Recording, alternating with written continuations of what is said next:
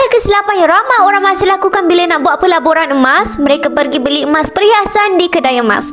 Ramai tak tahu sebenarnya emas perhiasan tak sesuai dijadikan sebagai simpanan ataupun pelaburan jangka masa panjang. Sebab apa? Sebab spread emas perhiasan yang sangat tinggi sekitar 20 hingga 30%. Ini menyebabkan kita perlu tunggu masa lama untuk dapatkan keuntungan. Kalau nak buat pelaburan yang lebih bijak, pastikan beli emas dengan berkutilan 999.9. Sebab spread emas yang Publico tawarkan adalah rendah, hanya sekitar 6 hingga 9% saja.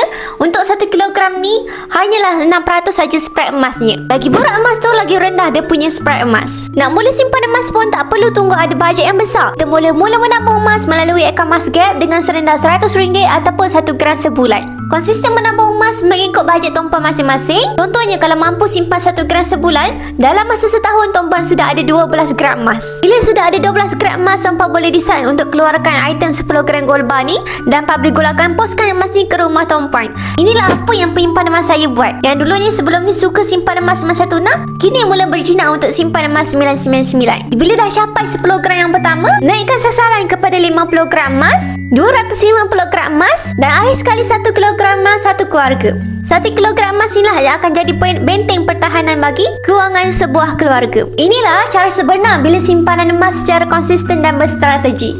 Jadi untuk tuan-puan yang nak belajar mulakan simpanan emas dengan cara yang betul dan selamat, boleh tekan link di bio untuk saya bantu melalui rapat-rapat untuk ilmu emas dan kewangan. Mantap!